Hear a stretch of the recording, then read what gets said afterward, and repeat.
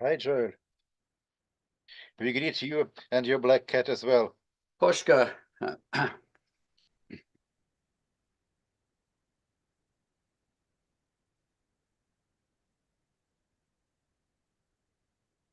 The black cat plays an important role in the famous novel by Russian writer Mikhail Bulgakov, Master and Margarita.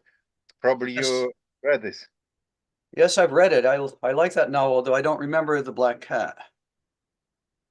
The black cat is one of the several hypostases of the demon called Behemoth.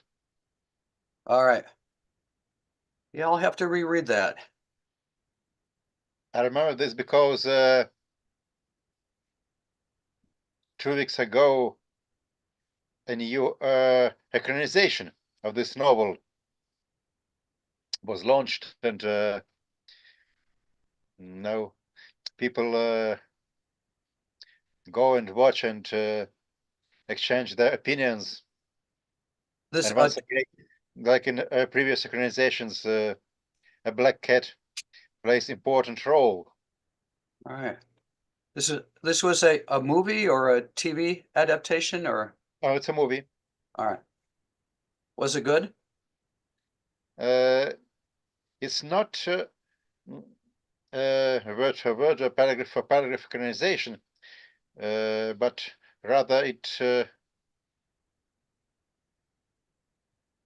adds some scenes to Bulgakov's novel, which place the novel and the plot as seen by the main hero, as written by the main hero. It places it in the context of Stalin's Moscow. Uh-huh. All right. Interesting. Very interesting. I hope that sooner or later this movie would be also available in English language, but you know Russian enough. Yeah, no, I'll look for that. Yeah. If you want, I can send you a Russian version of the movie as soon as I can find one. Okay, thank you. I'd appreciate that.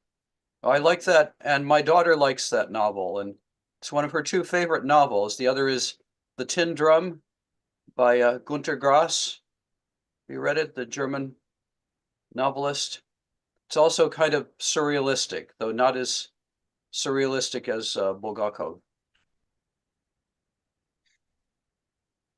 Yes, and because this movie contextualizes the novel within the surrealistic reality of Stalin's Moscow, immediately some people from the pro-Soviet camp, which is now in power here, launched an attack at the movie that it distorts the real meaning of Bulgakov's novel and so on and so on. Was the novel published in Bulgakov's lifetime? No. Or only after he was dead? Only posthumously. All right. That's what I thought. And at that time, the novel had also, the publication of the novel also had some problems with the same organization that is now defending the truth of the novel against the distortion of it in the movie. Right. Yeah. Yes, it's almost as if the surrealism from the novel penetrates the real life around us. Yes, I know. Yeah. That's true here too. I just remembered it when I saw your black cat. Yes. She's really She's more brown, I'd say. Yeah. Okay. And it is not as big as in the movie. Okay. Good. Okay, then I must start the demonstration of the screen.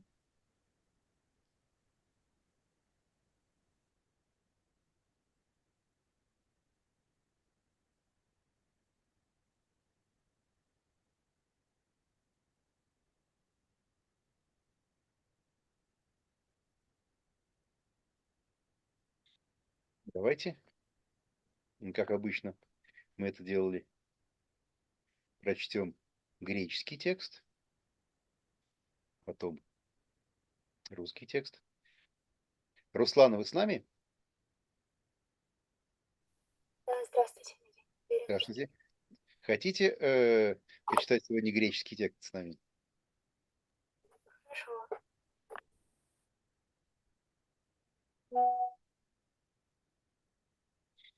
Хорошо. Тогда мы сегодня начинаем читать с 22 стиха. Kai erhontai eis betsaidan, kai perusinauto jubon, kai rakalusinauton iginauto agapsibet. Может быть, на самом деле, здесь у нас перекопа небольшая. Может быть, с 22 по 25 стих можешь прочесть без остановки, тогда за вами 23 стих, еще 24 и 25.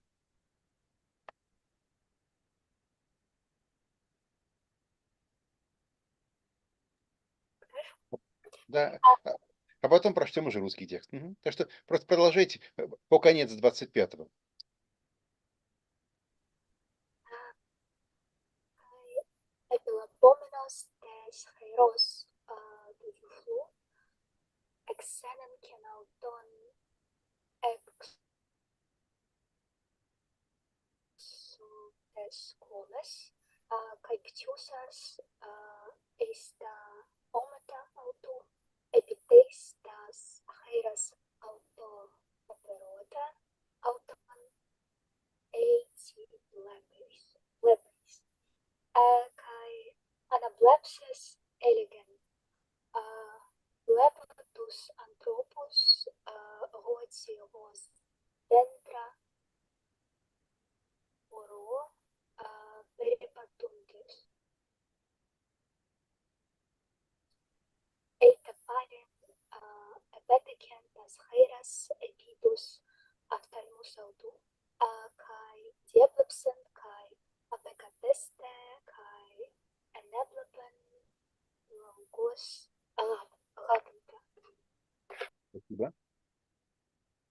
Они прибыли в Вифсаиду, или пришли в Вифсаиду. К Иисусу приводит слепого и просит, чтобы он коснулся его. Он берет слепого за руку, и Пелопоменос тес хейрос, и выводит из селения. Плюнув ему на глаза, он возлагает на него руки и спрашивает: «Видишь что-нибудь?» Тот отвечает: «Вижу людей, словно смотрю на деревья ходящие».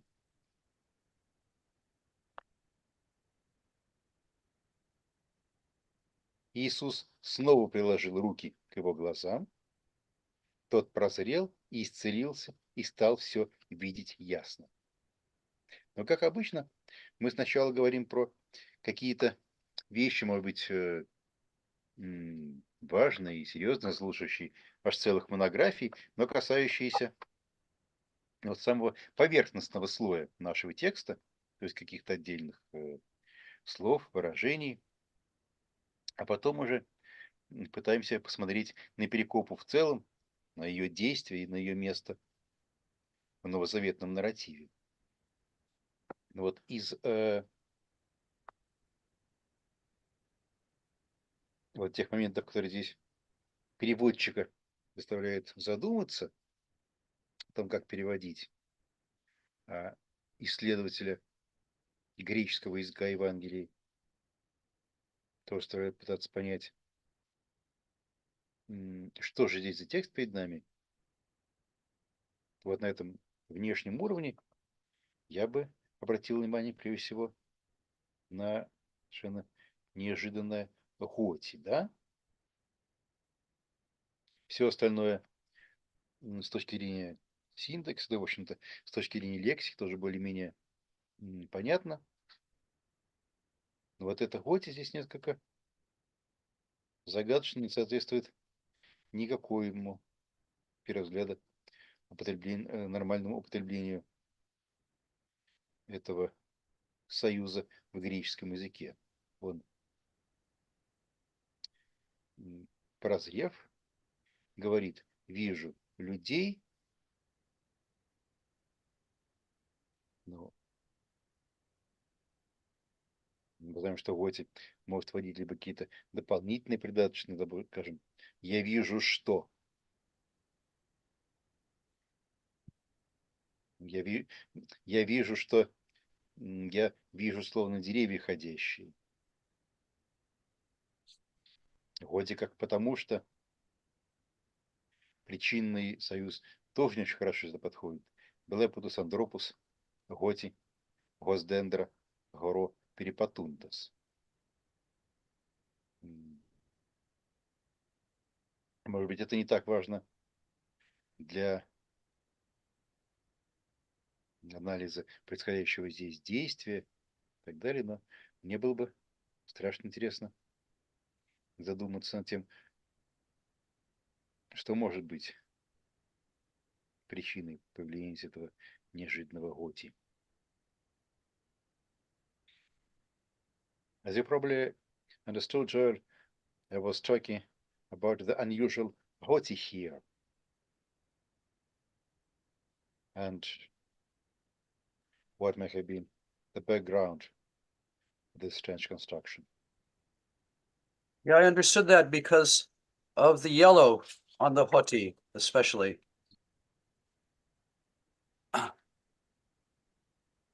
Yeah, I forget how I translated this, or maybe I didn't. I mean, one would think it should be translated, I see people because they are walking around like trees, but it doesn't make much sense. Okay. If gothi introduces the subordinate clause was dendra ro peripatundas, then it is not I see them because they go like trees, but I see them because I see them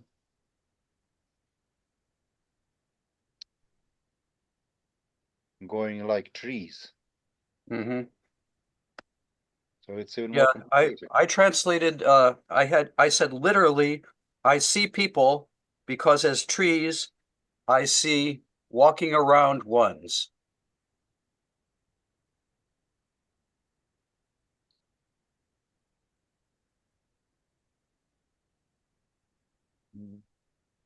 Маша, у вас нету сейчас под рукой синтаксис суммаровки, может быть, что-то в Септуагинте можно найти аналогичное? Я могу посмотреть, но не очень похоже. Что это? Давайте я посмотрю. Меня слышно? Да, слышно прекрасно. Не знаю, у меня скорее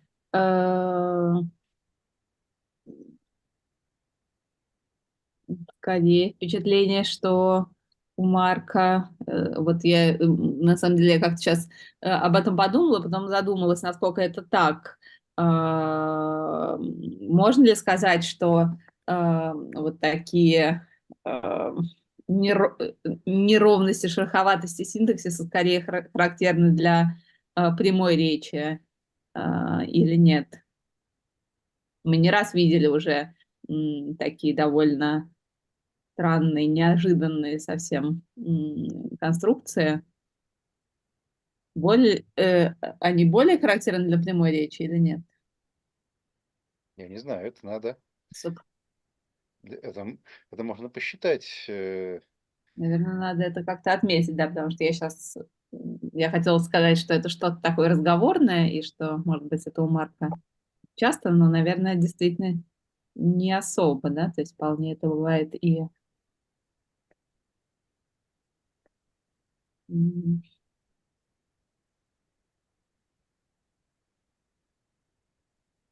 I see that from my commentary that some people think this is a mistranslation of an Aramaic underlying it de, which can mean because, but also who.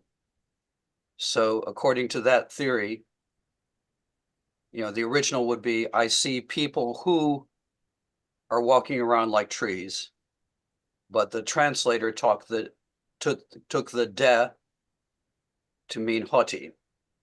Мгм. But I also, in my own translation, and in the commentary, I said, this his vision is partial, it's fragmented. And I translated it, I see people ... because ... I see people like walking trees. He's not sure of what he's seeing, so his own syntax is fragmented. Yeah, I like it more because the previous interpretation presumes that trees are walking as well, and so that people are compared to walking trees, what is not really good. Oh, it's kind of like a fairy tale. Yeah. But I think it would correspond to he doesn't know what he's seeing, Yeah, I like this idea. I think it is. Well, and in general, I don't like translation explanations which appeal to Aramaic originals, to explain stuff because I don't know, because the author was writing Greek, so he knew what he was doing in Greek. Yeah, I think so too. I was asking before that it's not the first time when we see awkward syntax in Mark, and my question was,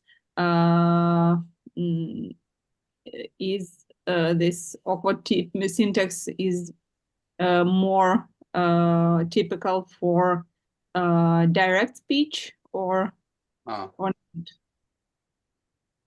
That's a good question.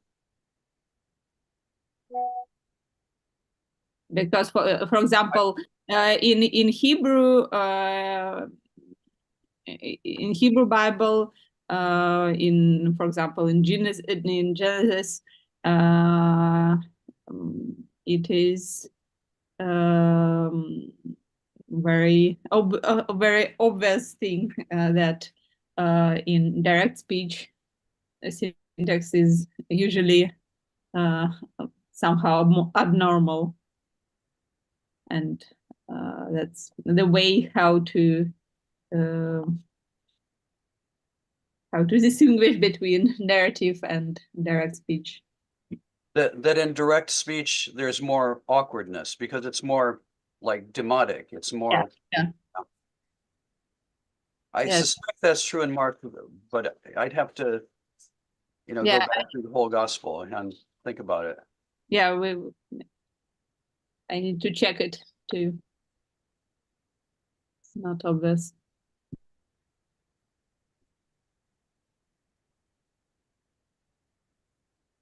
I mean, this is a very strange passage. In any case. Yeah, for me, it's more like something like elliptical phrase. I would translate it that I see people that they are like trees. I see them walking. Yeah, well, so that's that's sort of like what I was saying. It's, Yeah, so you know, it's the sentence doesn't make sense, right it there. doesn't flow. Yeah. Yeah, that first that they look like trees, but but they're walking. So no, they're not trees. They're people. That's the only thing what helps him to distinguish between Yeah. people and trees. This, we can see why this is one of the few passages that both Matthew and Luke completely leave out. Да,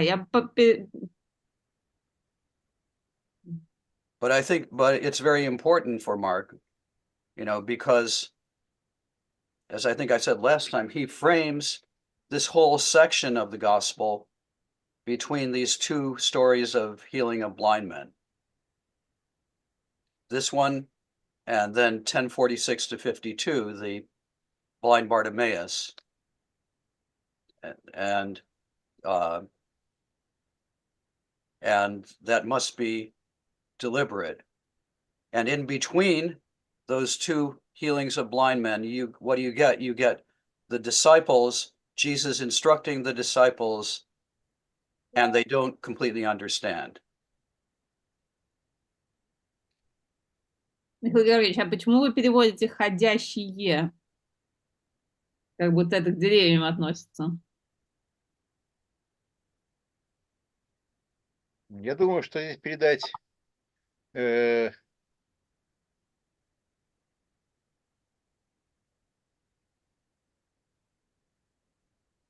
исходящих. Это, то есть идея каким-то образом передать здесь многоточие и рваность греческого синтаксиса, это, мне кажется, хорошая идея. Вот так, наверное, все-таки отделить людей от ходящих.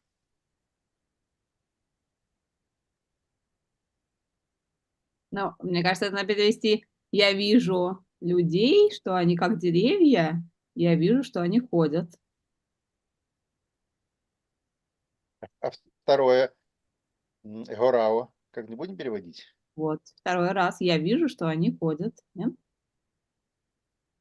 То есть предлагаете, как бы в греческом тексте, если ставить многоточие, это предлагаете так: глепутус антропус, многоточие, готи госдендра, многоточие. А может быть, гляжу и вижу. Гляжу на людей и вижу. Можно так. Чтобы мы Чтоб могли Нехо и Хоро различить. поглядеть, мы их должны вначале как бы увидеть, да? Наоборот, сначала поглядеть блепу, а потом увидеть гурабу.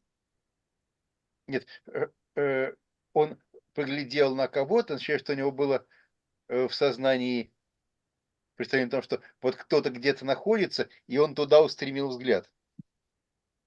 То есть слепой должен вначале увидеть, прежде чем куда-то поглядеть, да? Глядеть — это такое именно контролируемое человеком действие. Ага.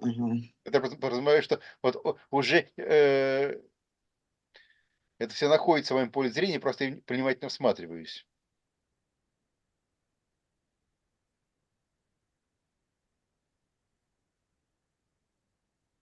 А если поставить запятую после деревья и рассматривать это как некий параллелизм?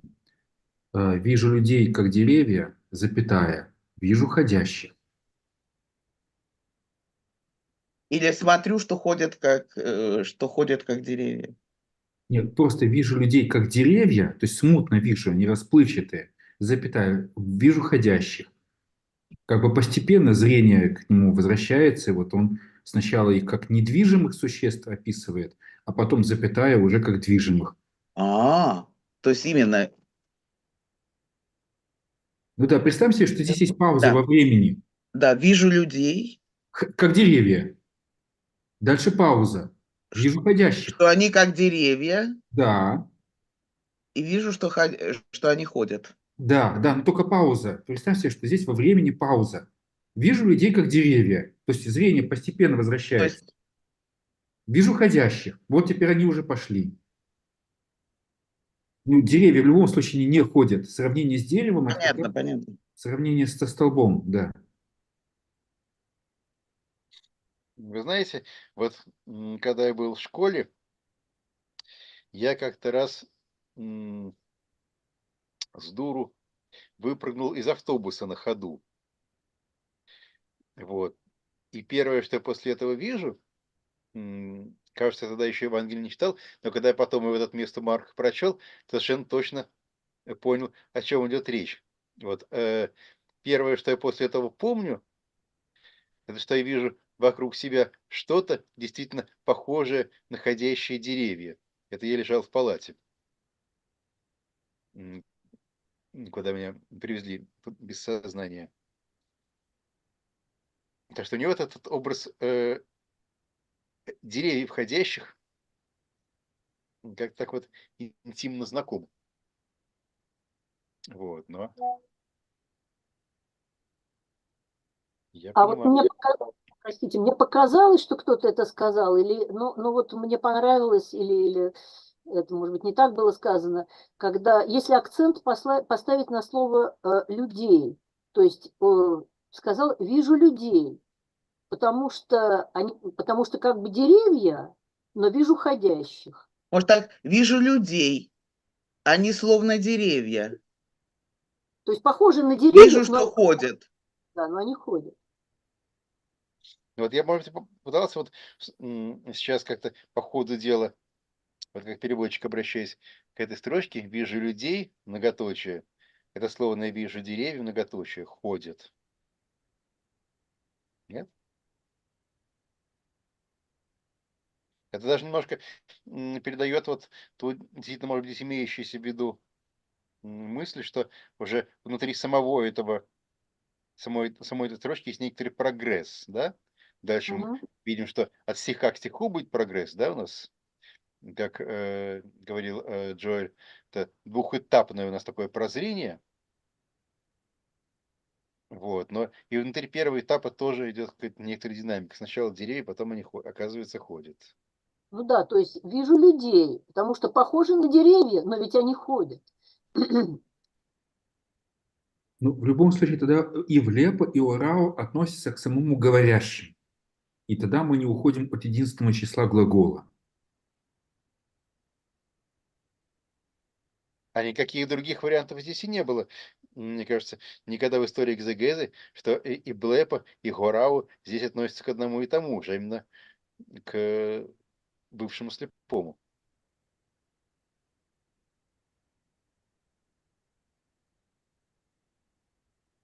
Ну да.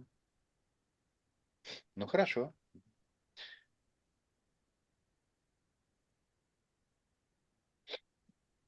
Вот так это пойдет в качестве передачи. Может, действительно есть какой-то такой оттенок устного замешательства, как говорила Маша.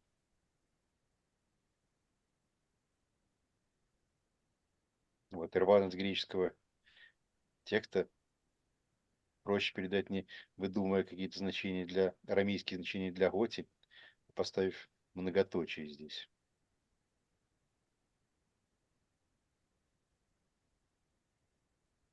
Может быть, все-таки повторить еще раз «вижу» перед «ходят». «Вижу», например, тире «ходят».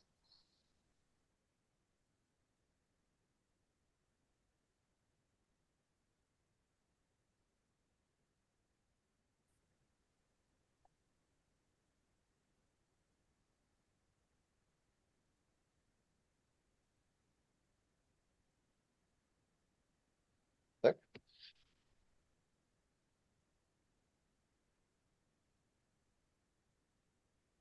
Ну да, может быть так. Может, все-таки вставить вижу, что ходят? Или вижу, ходят? Вижу, хоть, мне кажется, Лучше, да.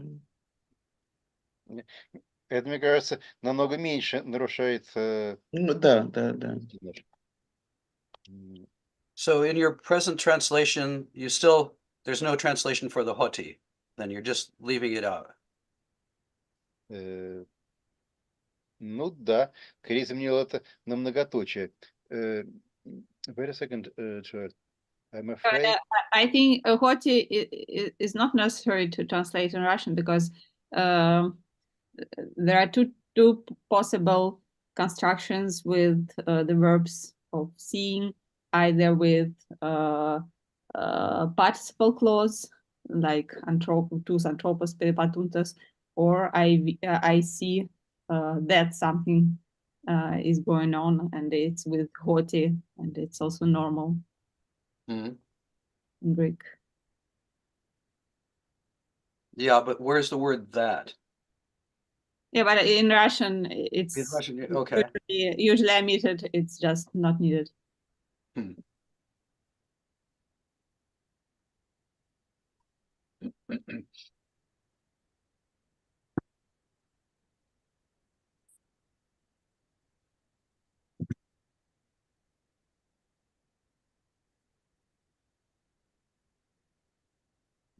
Окей. Но больше вроде бы, если говорить про какие-то вот такие вещи наиболее поверхностного уровня, разбор каких-то отдельных синтаксических конструкций, неожиданных или отдельных слов, то, может быть, здесь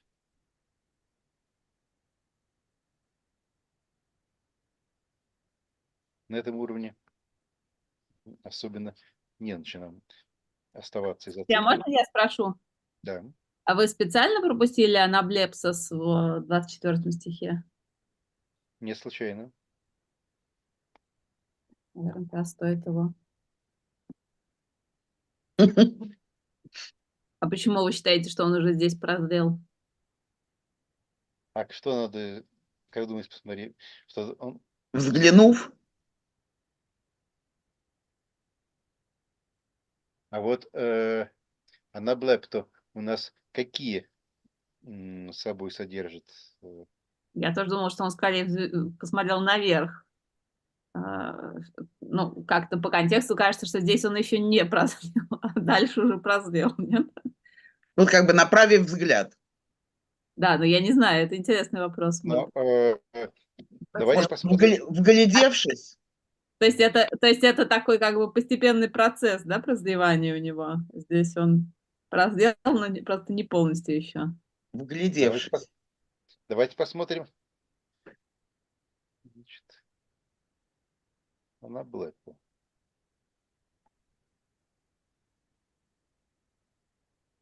Где у нас такое бывает?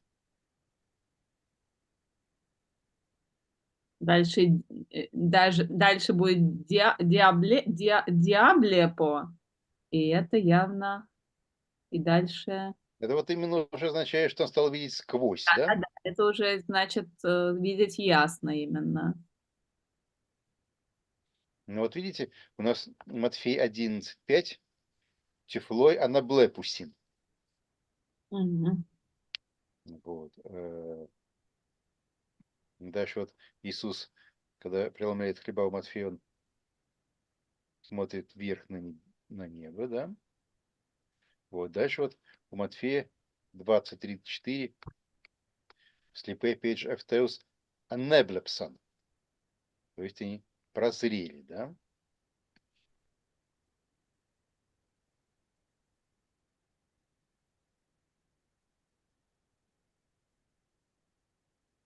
У Марка бывает, опять же, вот Иисус смотрит на небеса. Вот 10 глава Марка, и спрашивают слепого, чего ты хочешь, а он говорит, гина анаблепсо. То есть Да, явно это про то же самое. вы правы, да. Такое ощущение, что у нас здесь, вот опять же, кайфтис анаблепсо, эколутой. Да? Тогда надо в 25-м диабле поменять на не просто прозрел, да, а там стал видеть четче, не знаю, какой-то такой должен быть перевод, да? То есть все-таки То есть это какие-то этапы, да, эти три глагола глагол, 3 формы, да, что там, да, 3 глагола, да, с разными приставками. Анаблепо, диаблепо и дальше энблепо. Вот. Well, yeah, I have something to say about these verbs of perception here. Okay. Yes. Well, first of all, I do think there's a ambiguity about anablepsis. Does it mean to see again or to look up? It's the same ambiguity that you have in John chapter 3. You must be born anothen. You know, does that mean born again or born from above? But also in verse 25, which we haven't yet gotten to, you know, there's several verbs of perception here and adverbs. And I think I've written a short article about, I think they presuppose a theory of vision, which is different from our theory. Our theory of vision is that we see things, you know, the light comes from outside and enters in our eye, strikes our retina, gets processed in the brain, and we see. But many people in antiquity had a different theory of vision, in which you see because of a light that comes out of your eye. And I think that's what's presupposed here, that this guy has a blockage that prevents the light from coming out of his eye. And what's happening in verse 25, when Jesus touches his eyes, the light breaks through, diablepsen, and he's restored, and he sees things, and eblepen telaugos, which literally means in a way of seeing that sees far. Mhm. So the light that, the ray that it was confined within his eye can break through diablepsen, and he sees now in a far-seeing way, which is literally what telaugos means.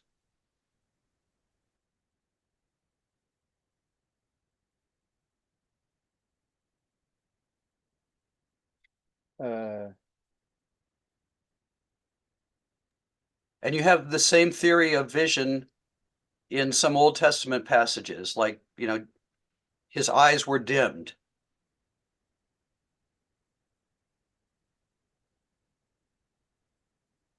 So that's my theory about Mark's theory of vision. Thank you. But how would you render this, for example, into modern English? Let's see. Well, let's see how I did render it. I'm not sure I tried to get all this across, and I'm not sure it's so important for the passage, but hold on.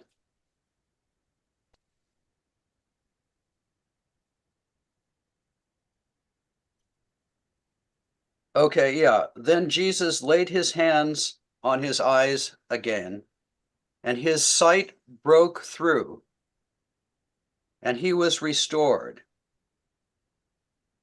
And he saw all things clearly from that moment on. So I didn't take up this, he sees in a far-seeing way. Yes, that's for diablepo. And how did you render anablepo? Now, anablepo, I think I just rendered he looked up.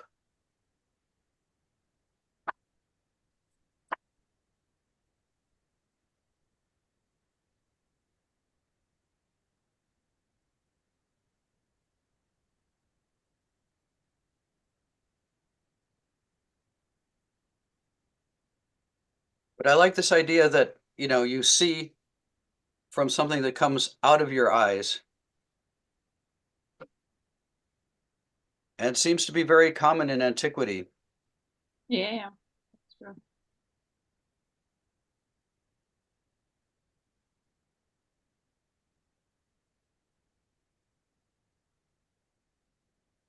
It's interesting that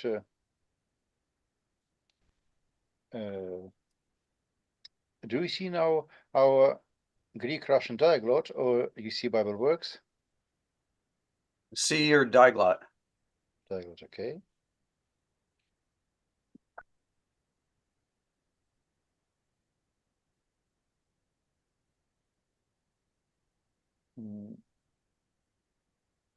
I'm not sure that the idea of Anna up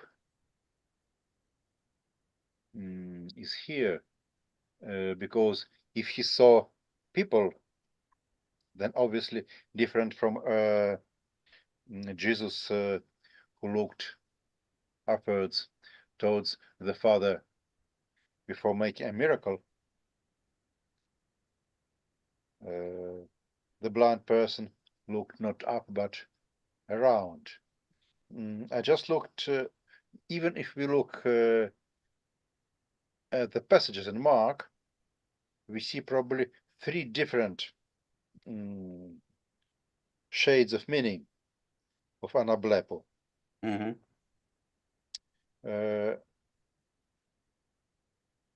Up, for example, Mark 7:34, kai anablepsis eiston uranon,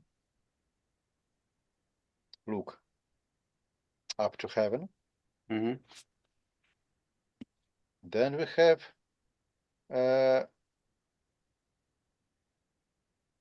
this passage about healing of the blind man that functions as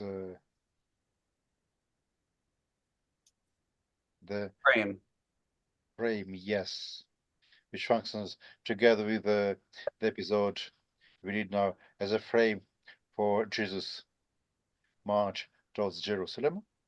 Mm-hmm. And here, evidently, hinanablepso means See again. yes, to see again, to receive the sight. And also we have the third meaning, or the third shade of meaning, which is somehow structurally parallel to our passage, because we have here, once again, we have 2 verbs of seeing put together.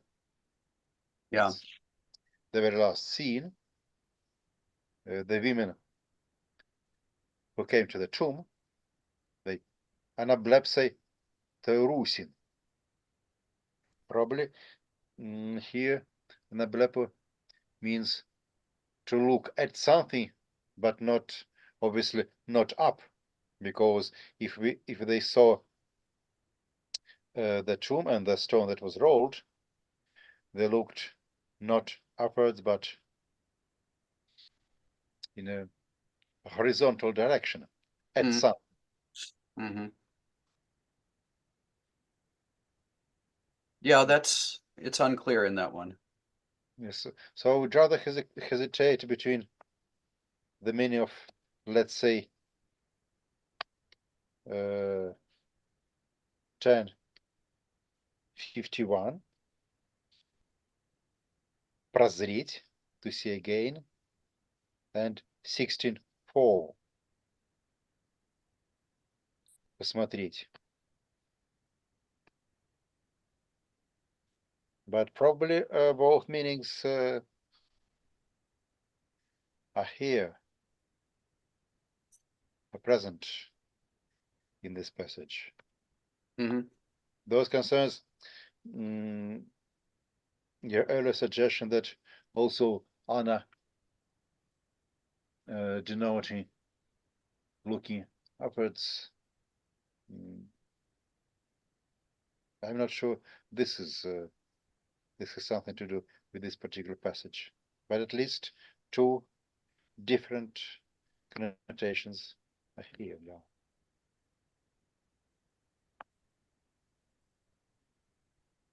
Yeah, I think for Mark, probably en blepo, which occurs a little later, is more important. And that's the verb that, in several, like calling of disciple narratives, Mhm. Jesus sees them and then he calls them. And, you know, the act of seeing itself is sort of taking possession of them.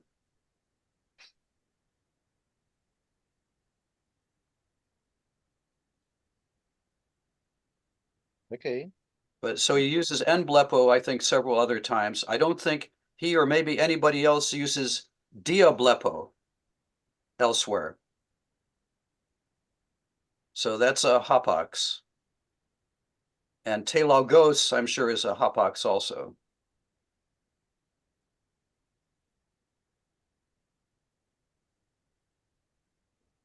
Yes, so at least what we can state is that here's a play with different verbs of seeing, and this play indicates some sort of progress. Some sort of progress, yeah, but still things are cloudy. Yes. And I would link that strongly with what happens immediately afterwards, you know, where Jesus says, "Who do you say that I am?" Peter says, "You are the Messiah." But then Jesus prophesies his suffering and death, and Peter rebukes him, and Jesus rebukes Peter and calls him Satan. So there's the same mixture of seeing and not seeing in what immediately follows.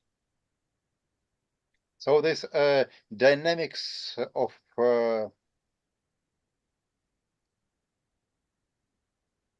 acquiring, how do you say it in good English? What does the blind person do, or when when sight is returned to him? What is the correct verb? Well, yeah, you could say he acquires full sight finally. Acquires the sight. Yeah. Okay. But it happens in stages here. And it passes through a period of imperfect sight.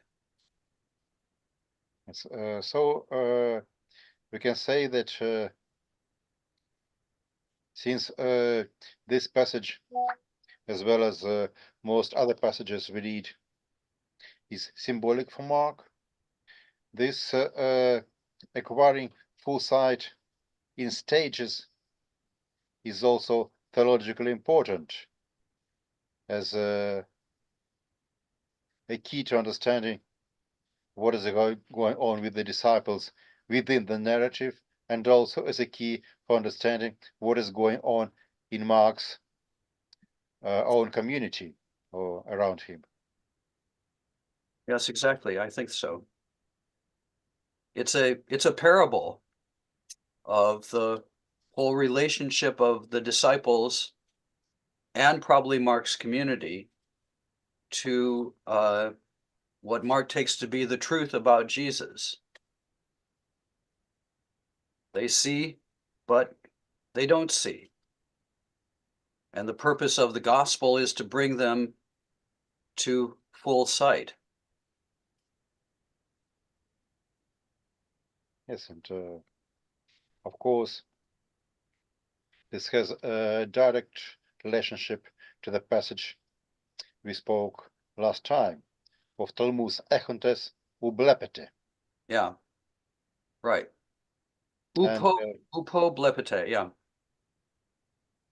Upo suniete. Do you not yet? mhm.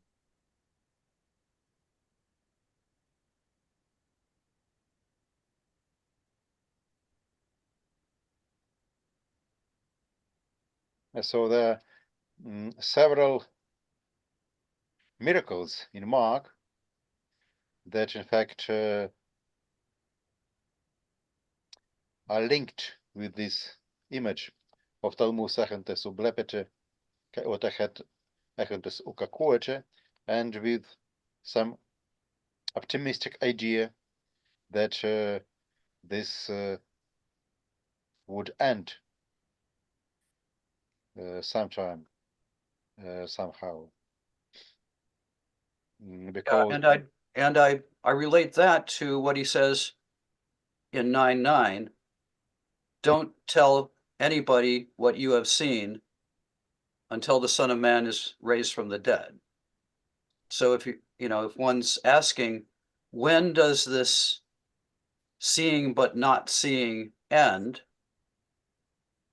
I'd say, he's pointing to the resurrection as the epistemological turning point. yes, and our parable deals with the topic of seeing, but earlier we have the miracle which deal with the topic of hearing, and it's interesting that these two miracle stories have a lot of common, even including the techniques of miracle working. Mhm. Because here Jesus spits, Mhm. and then he touches the one who's going to acquire his full sight, while in the passage that we read earlier,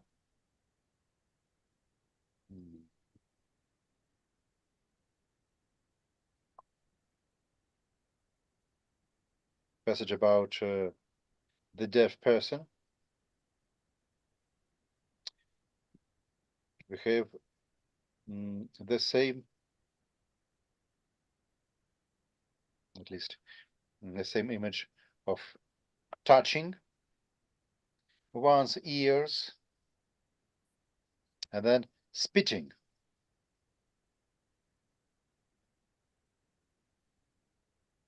I do not remember. In my commentary, I said, that some people think, and I think these probably come from the same source. And I mean, the similarities are even more far-reaching. Both of them begin with a description of a trip, and then they brought him kai pharousin auto in both cases, and they beseeched him kai parkalusin auton hina. Exact same phrase is used. They beseeched him that he touch him or lay his hand on him, and taking epilabomenos or apolabomenos him, they lead him to an away place, and then spitting kai patusas. So in both cases, the same kai patusas, and then kai anablepsas in both cases, and looking up or looking again. Then the healing happens, and at the end, he commands them to silence. So, I mean, that can't be an accident. Yes, so both the description of the technique of miracle working is the same, but also the context is very much the same. The miracle of healing the deaf person starts with Jesus taking him away from the crowd, and it ends with Jesus telling people not to tell anyone, and the same thing is here. Right. First, Jesus takes him out of the place where people are, And then he asks him not to return back. Obviously, the idea is that he shouldn't tell anyone about what happens. The same topic of messianic secret or secret as such. And if you take these two together, they correspond very well to a passage in Isaiah. Then the eyes, their eyes will be opened, and the ears of those who don't hear will hear. Yes, that's Isaiah 35 verses 5 to 6.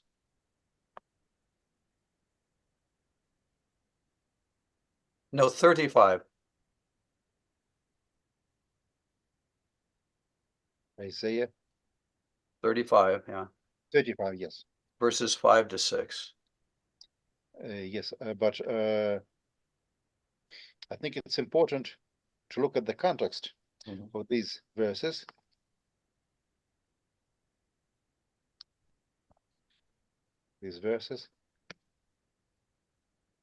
Because that's verse 4,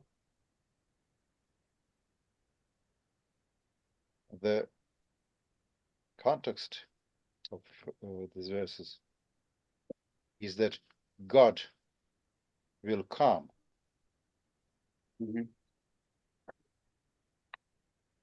Because the miracles that are described in 35:5, the eyes of the blind shall be opened, and the ears of the deaf shall be unstopped. These two things, they accompany an even more important thing, namely that Elohechem nakam yavo, and Yeah, and in verse 8, yeah, and in verse 8 it talks about a highway and a way for the people. So it's the vision which becomes prominent in the second half of Isaiah about the way of God, the return to Jerusalem, God, going up, leading his people back. And I don't think it's a coincidence that, you have these passages about the way of the Lord in the central part of the gospel here. He was on the way going up to Jerusalem. Corresponds to this Isaiah vision of God's way to redeem his, back to the Holy Land to redeem his people. Sorry, I interrupted you. No, I just remembered that you often talked about the image of God's going along the way that is behind the plot of Markan narrative. From the very first passage, right? Prepare the way of the Lord. And Yes. and in I think the very next passage in Mark, this whole discussion with the disciples about who Jesus is begins with him ente hodo in 8:27. Ente hodo, and that occurs several times throughout this section.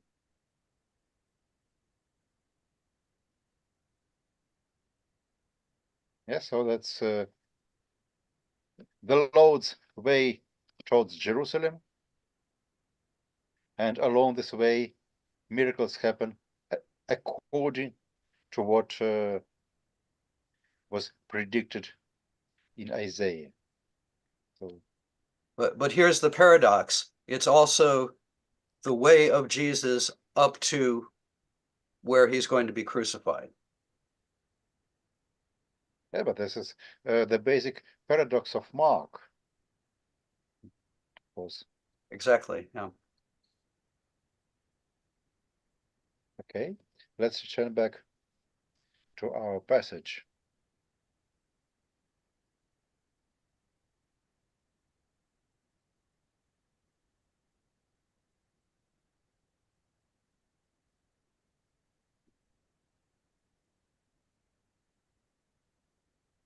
Yeah, so Have some alien material has come into your translation in 824.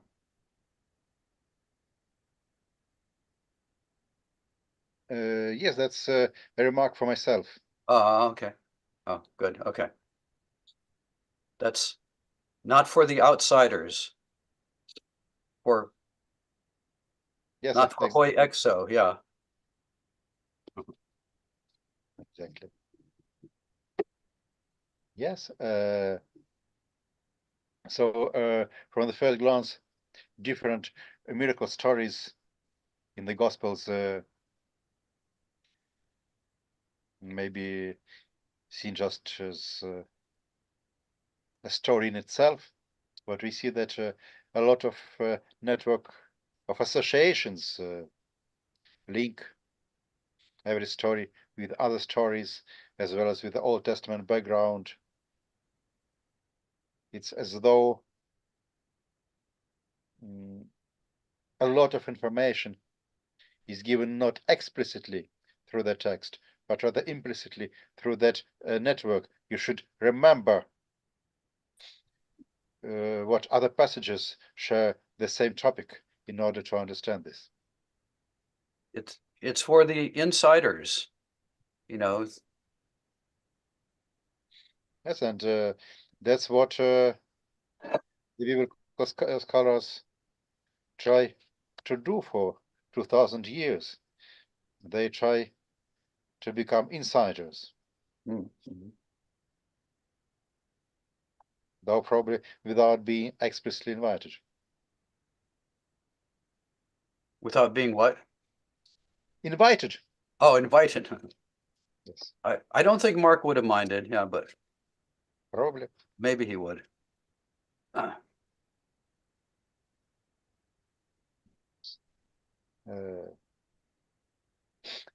Давайте подведем небольшой итог, по-русски, краткое summary наше обсуждение.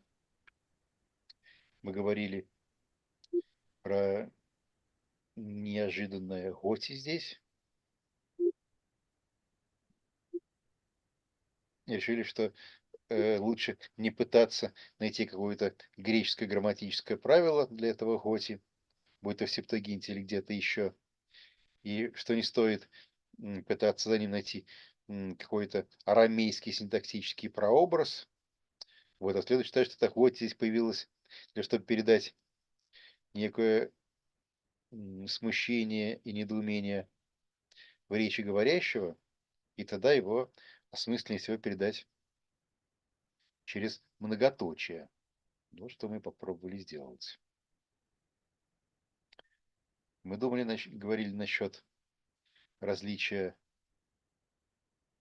разных глаголов видения здесь. Аннаблепо, диаблепо, энблепо, горао. Вот что, возможно, по крайней мере, здесь разница между разными фактически синонимичными глаголами у нас тоже. Это способствует созданию вот этой картины динамики, да, постепенного прозрения.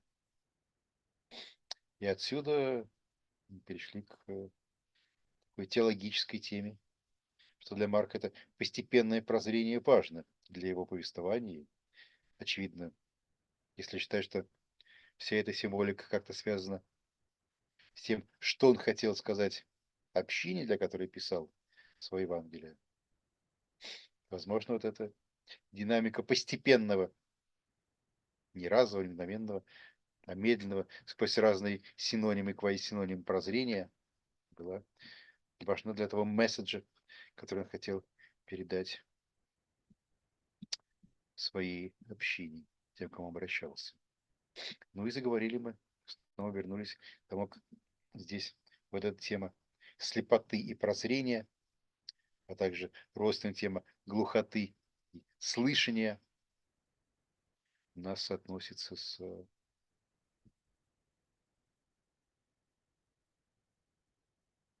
вот, другими отражениями этой темы в повествовании Марка.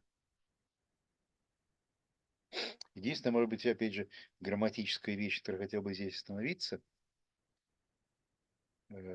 перед тем, как нам двигаться дальше.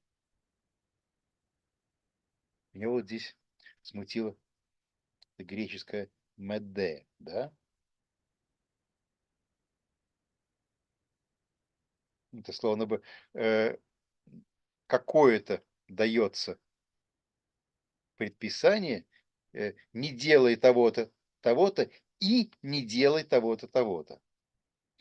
Но что является первой частью предписания или повеления, по отношению к которому это «меде эйстен комен эйстелтейс» могло бы быть второй частью? Насколько вообще это нормально? Здесь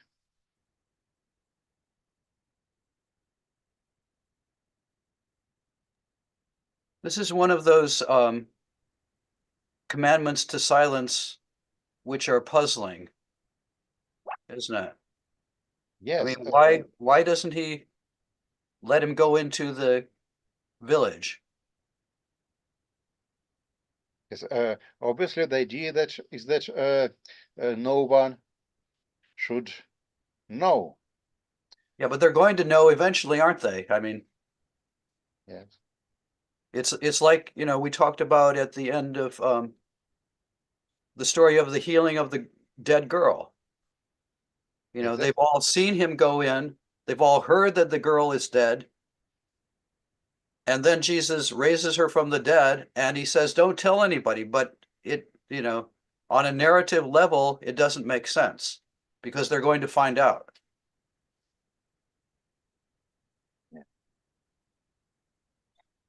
Yes, I think that since this topic of secret, messianic secret, permeates the whole Gospel of Mark, we'll have more opportunities to return to this topic and try to understand what does it mean. And of course, the literature is enormous on this.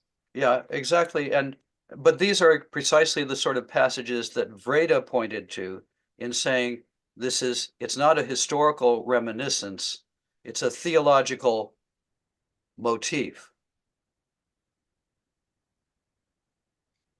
that Yes, sometimes doesn't make sense on a narrative level. yes, and I think that most subsequent scholars agree with Brady that this is a theological motif for some purpose. But as far as I understand, as far as I have read, the idea of what is theological purpose of this is completely different for different authors and commentators. Yes, and I think, you know, some passages have different purposes than others. You know, maybe it's not all one purpose. And maybe it has something to do with what, you know, at least in some passages, what we're talking about. The truth is hidden, at least for a time.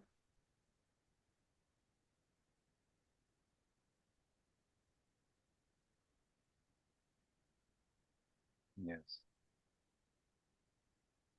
Probably we can, the topic is so important that we can probably devote separate meeting just the topic of messianic secret. That would be nice, yeah. And I'll send you I have an appendix on Messianic Secret from my commentary, and I'll send you an electronic file of that. So Thank you.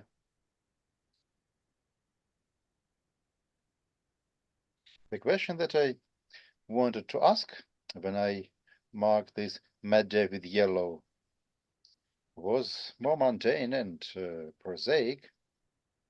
Why de? Mark and Jesus might have said, "Eist in common me seltes," and this would be quite normal and understandable. But this de, at least for me, produce an impression as though this seems as an additional comment to some other comment. But no other comment is mentioned earlier. So my question is, first of all, for classical scholars who are present here, how awkward is this mede instead of simple me? Maybe it's in place here, and my question, what is de means here, is not so important.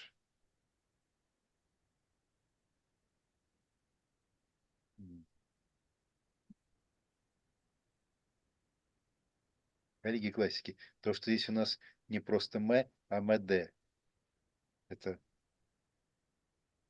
может о чем-то говорить, или это настолько это вполне возможно, и нечего на этом останавливаться.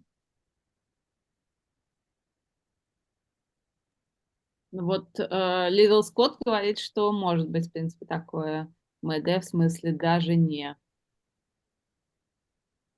Все-таки даже не, да? То есть это не просто повеление, но повеление, у которого какой-то бэкграунд должен быть еще. Да, это ну вот я успела просмотреть библейский корпус, не бывает больше МД так, чтобы это не было продолжением предыдущего приказания.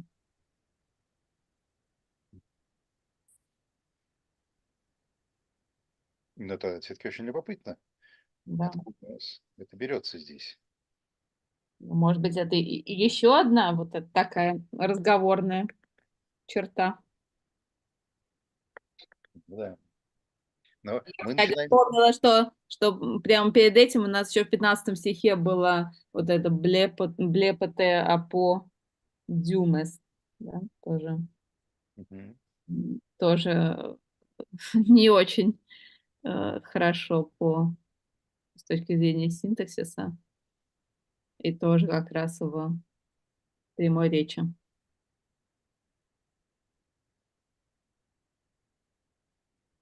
Ну да, но это мне напоминает историю, которую любят археологи рассказывать.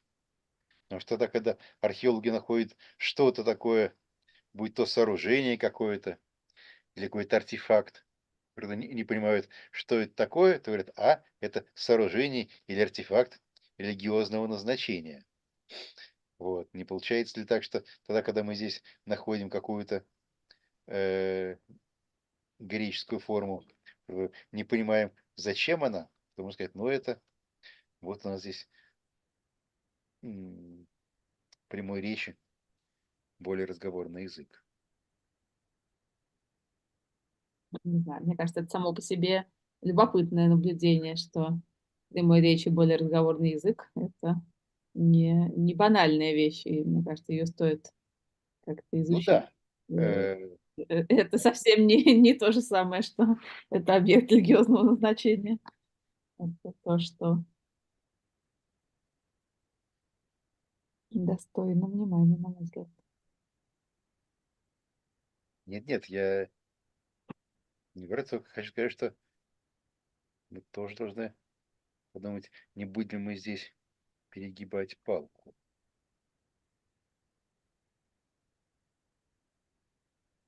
То есть, если это МД означает и еще, и к тому же, то, может, какое-то продолжение тематики вот, тех самых разнообразных повелений, которые, правда, были другим людям, данные перед этим, не разглашать МД эстонкамен эстелдейс. Ну, по крайней мере, какая-то проблема здесь есть. Ну, мне кажется, да. То есть какая-то такая идея, что, мне кажется, если по-русски тоже это передать как даже в селение не заходи, это э, подразумевает какой-то эллипсис.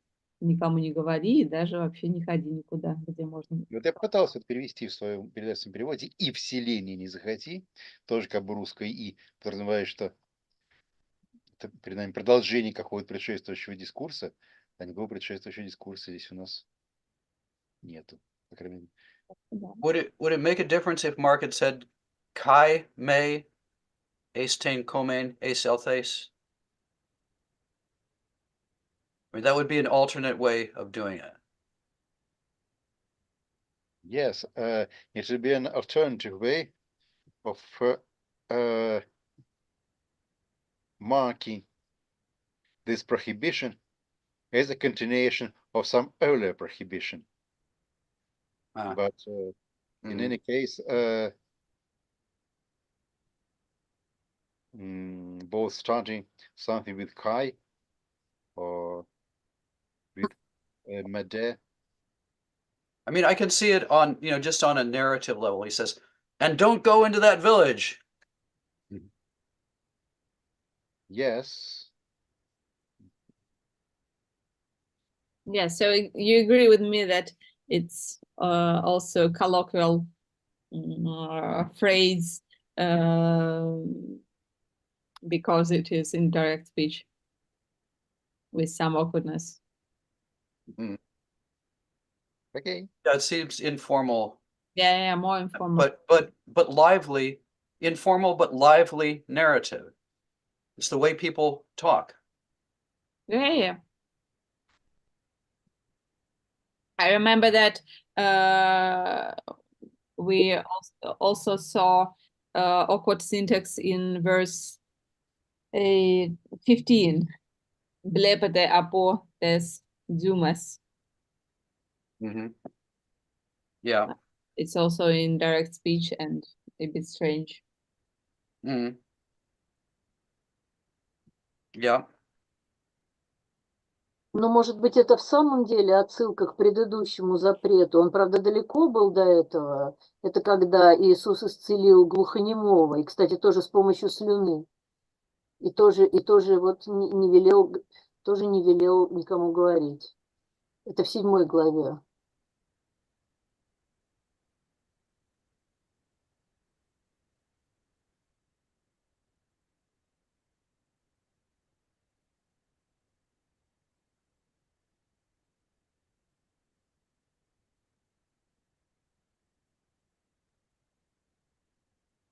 Ну да, надо быть такое несколько неожиданное употребление энклитики «д», который будет связывать данный запрет с запретом, который дан другим людям в другой главе.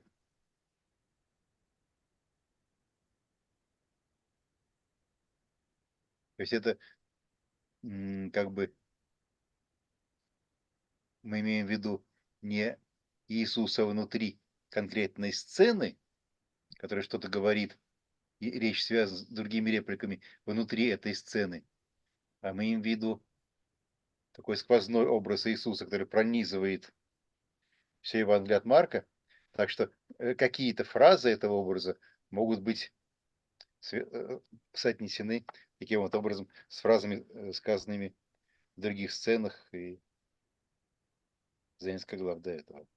Ну и как правильно было сказано, это мессианская тайна, это вот это разворачивается. Хорошо. Я вижу, у нас тут было в чате несколько замечаний. Вот по поводу тус антропус, вот как деревья ходящие, нельзя ли понять тус антропус как пролепсис с изменением номинатива на аккузатив? Ну, в чем-то, наверное, да. Имеется в виду в том случае под пролепсисом. У нас имеется в виду, я вижу, сейчас, вот, я вижу, я вижу готи, да, антропой перипатуси, да, я вижу, что люди ходят. Не совсем так. Я вижу блепу, готи, потом гой антропой, в номинативе, госдендра, такой дуплекс получается. А дальше новый кусок совершенно, да, дальше аккузатив ском предикипио. Вижу, что они гуляющие.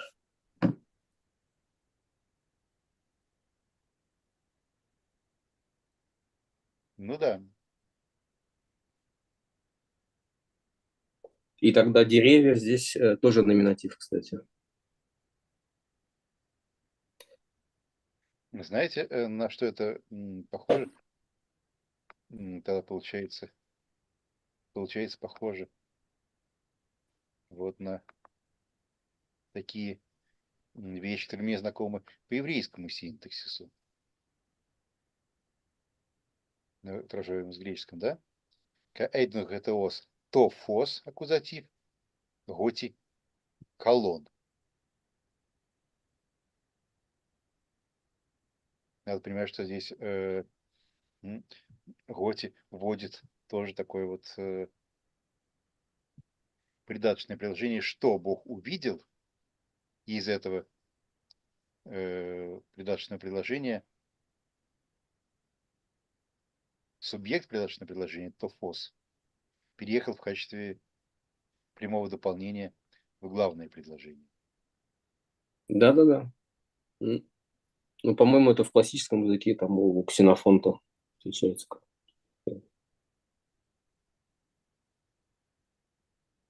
Да, хорошо, спасибо. У нас, если кто-то ведет наши сейчас заметки, я бы просил бы вот это отметить. А если вы нам потом могли прислать ссылки на классические примеры такого рода, потому что у меня вот в памяти именно септуагинтовские примеры, еврейские примеры всплыли. Ну, я сейчас... Сколько у нас времени? Если могу в следующий раз прислать. Да, да. Давайте в следующий раз. Прекрасно. Просто это Хорошо. очень хорошо. Вот. И еще у нас был тоже, сейчас я видел у нас. I think I'm beginning to see what this passage is about, but still I see like trees walking. Okay. You mean that in our dialogue you started to better understand it than it was earlier? But I still need another touch before I see it telagos. Okay. I don't understand whether you followed our Russian discussion that took place just a couple of minutes, or 1 minute before. That probably I showed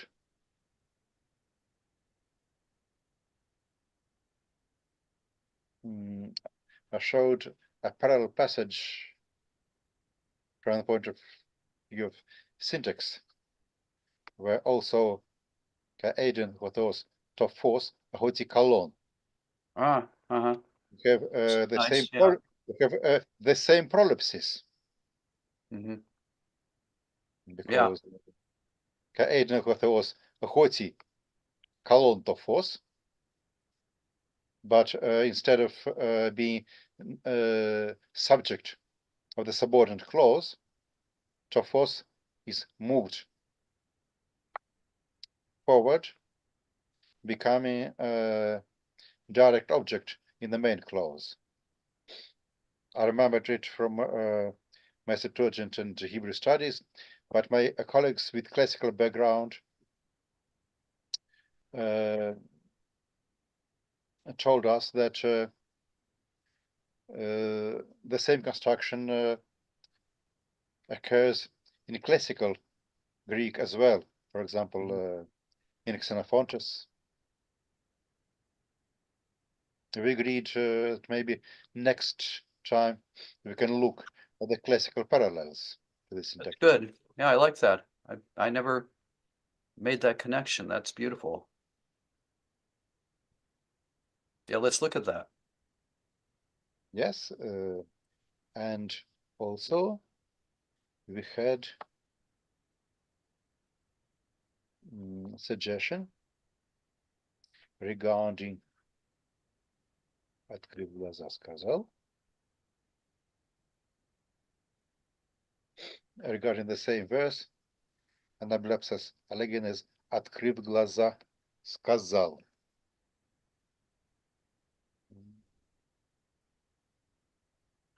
Ну, конечно, вне всех параллелей выбивается из контекста, но вот в идею прогресса и постепенного просветления оно вписывается. То есть вот он открыл глаза, и вот и дальше что он увидел?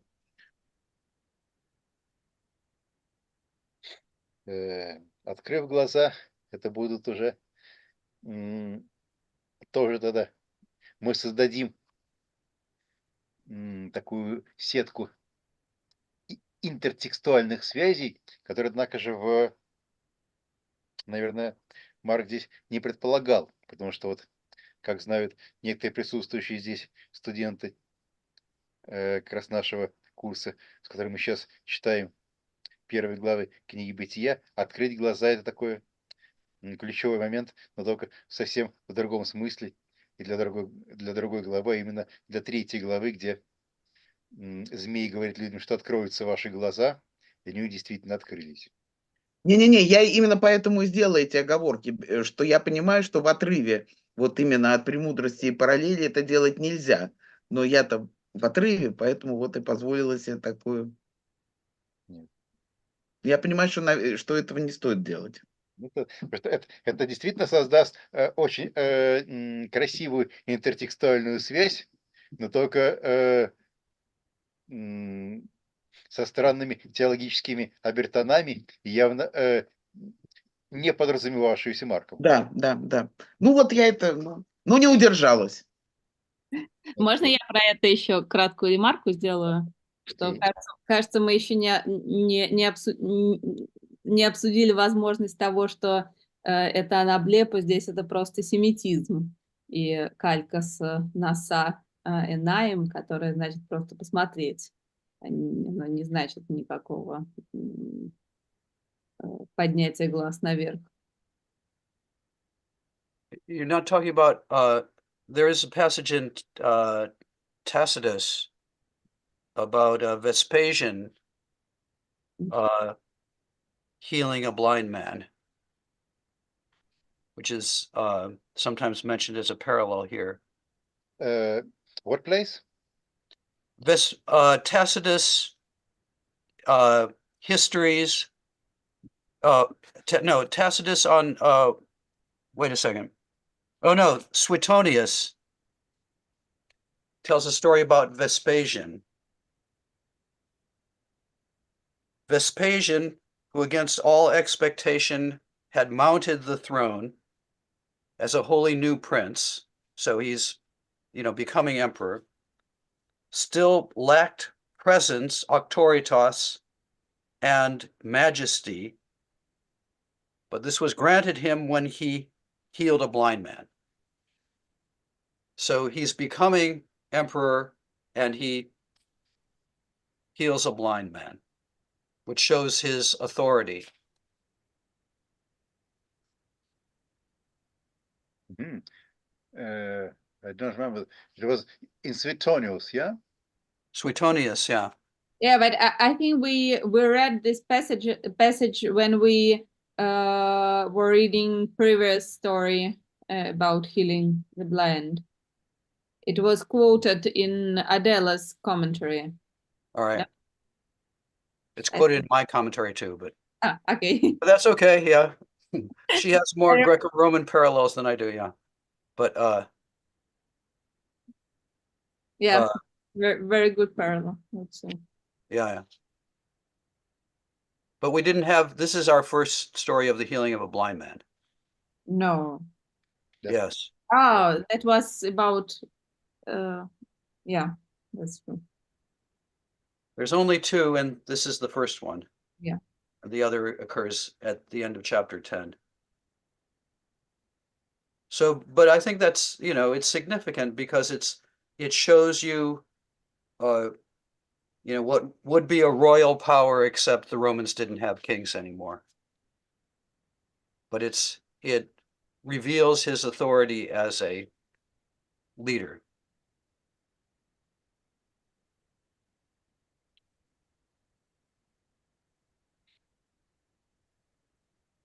Okay. Yeah, that story was about deaf one. Ну что же, мы подошли к ключевому поворотному пункту Евангелия от Марка,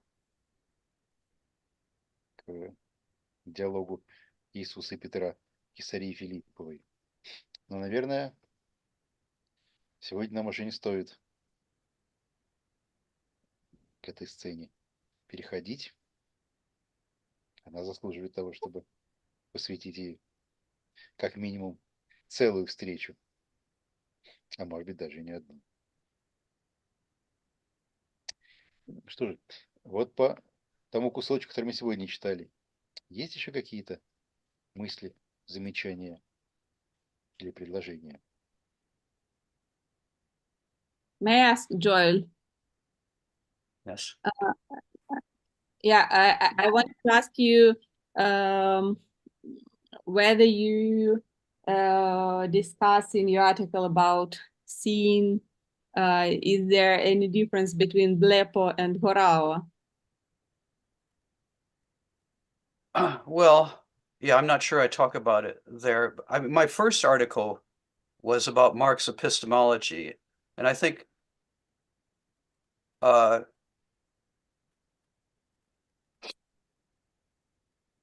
I mean, both of those, well, I mean, I think horao is more susceptible to double meanings than blepo. That is, horon, can be used as an image for deeper spiritual insight. Whereas I think blepo, from what I recall and from what I recall reading about it, is more, just the act of seeing, right? Punkt.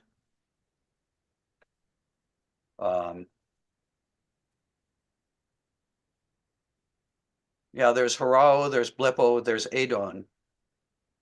Yeah. Those are the three that are used. Yeah, I think we didn't discuss it when we was reading many passages about blepon test bleposin kai me idosin. Yeah. What does it mean? What's the difference between blepo and So obviously there in the context, you know, the blepo is the more superficial sort of seeing, and the idosin is the deeper. And you don't have anything really like that with a kuo, right? Yeah. Because so there he has to go kaime suniosin. And when I was writing about this passage, I was wondering whether this appeared just from textual error or something like that, because in Hebrew it's also the second verb is yada, so to know, not to see. So whether there should be Adon, not idosin. No, that's interesting. Yeah, Yeah, because but in of course in the New Testament it was also it was already accepted in this Septuagintal form, and I was always puzzling what sense they saw in it. yeah. Yeah, because in Greek it's baked into the language that there's a relationship between seeing and knowing. Yeah, and also, yeah, probably they meant it too. I don't know. It's... that they were aware of, at least maybe intellectuals would have been aware of the etymology and the relationship. Yeah, maybe.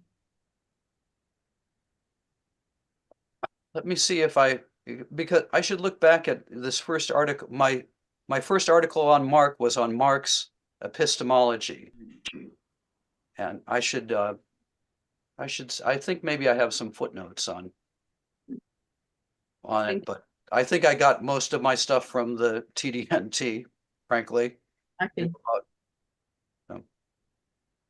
Yeah, because probably if there is some difference, it could be applied to this verse as well, that he said people, but he perceives them only as trees that working. Yeah, I think that would work with what I said before, that blepo is more like one-sidedly, you know, just physical seeing and not a deeper kind of sense. Yeah, and horo here is about his perception.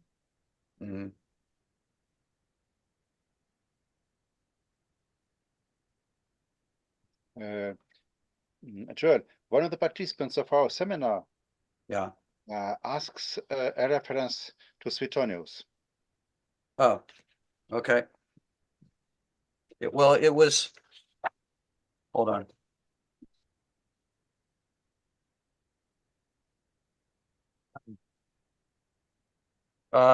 Suetonius on Vespasian 7 and sections 2 to 3. 7.2 to 3. Thanks. And also compare Tacitus Histories 481:1.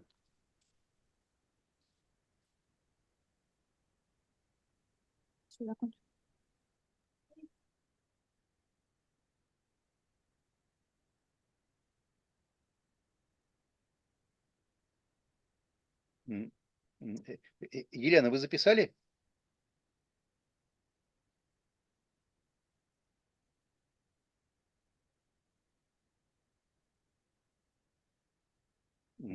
Потеряла кнопку. Да, спасибо. Пожалуйста. Thank you, Joe. Okay, time for my lunch. Thank you. Time for your bed. Yeah. Bye-bye. Thank you. See you next time. Bye-bye. Большое спасибо. Спасибо, до свидания. Спасибо большое. Спасибо, до свидания.